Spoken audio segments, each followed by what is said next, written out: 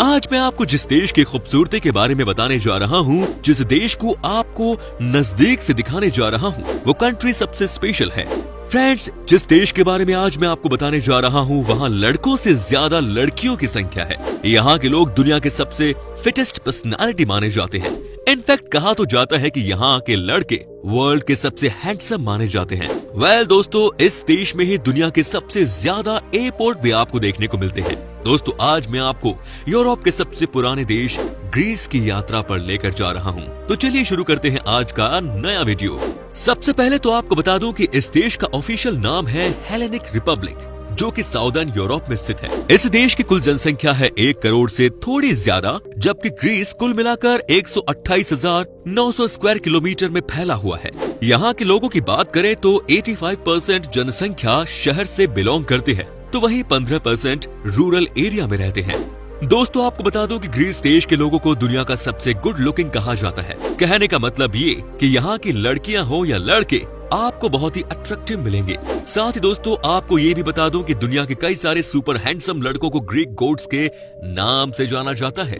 दोस्तों, ग्रीस देश का ये बहुत ही अच्छा नियम है कि हर नागरिक जो कि 18 साल का या उससे ज्यादा का है, उसे वोट करना ही पड़ता है। आपको बता दें कि अगर यहाँ वोट के दिन किसी ने छुट्टी मारी और वोट नहीं किया तो उसके ऊपर कानूनी कार्यवाही की जाती है। ग्रीस की भाषा ग्रीक यूरोप की सबसे ओल्डेस्ट लैंग्वेज है। कहते हैं कि इस भाषा को सीखना बाहरी लोगों के लिए इतना आसान नहीं होता, लेकिन फ्रेंड्स, आपको बता दें कि ये कम से कम 3500 साल पुरानी लैंग्वेज है। दोस्तों, ग्रीस देश में आपको एक भी नदी नहीं मिलेगी। जी हाँ, यहाँ पर समंदर का किनारा है, लेकिन कोई भी नदी नहीं है।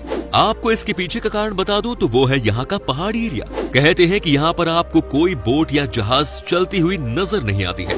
आप समझ सकते हैं कि इस देश में खेती करना कितना मुश्किल होता होगा।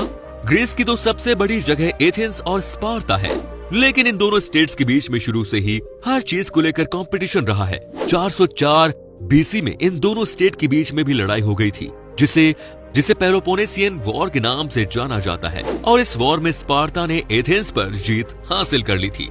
दोस्तों, जैसा कि मैंने आपको शुरू में ही बता दिया था कि बेशक इस देश में कोई नदी नहीं है, लेकिन आपको ये भी जानकारी दे दूं कि इस कंट्री की कोस्टल लाइन 9000 माइल्स में फैली हुई है। कहने का मतलब ये कि इस देश में आपको समंदर किनारे का नजारा खूब देखने को मिलता है। दोस्तों, एक समय था जब कहा जाता था कि ग्रीस देश के पास सब कुछ था। ये बहुत ही रिच कंट्री हुआ करती थी, और सबसे अच्छी बात थी कि सब एक साथ आगे बढ़ रहे थे। लेकिन अगर पिछले 20 सालों को देखा जाए तो ग्रीस में डेवलपमेंट के नाम पर कुछ भी नहीं हुआ। यहाँ के लोगों के पास जॉब की कमी है और लोग गरीबी जैसी सबसे खतरनाक बीमारी से ग्रसित होते जा रहे हैं।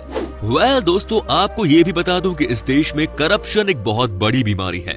कहा जाता है कि यहाँ की सरकार ने इसे रोकने के लिए बहुत सारे कदम उठा लिए हैं, लेकिन आज तक इसे जड़ से खत्म नहीं कर पाई है। हालांकि कोशिश की जा रही है, लेकिन कई बार गवर्नमेंट के ही बड़े अधिकारी ये गुनाह करते हुए पकड़े जाते हैं। वेल दोस्तों, जैसा कि मैंने आपको पहले ही बता दिया था कि यहाँ के लोग सबसे ज्यादा फिट माने जाते हैं।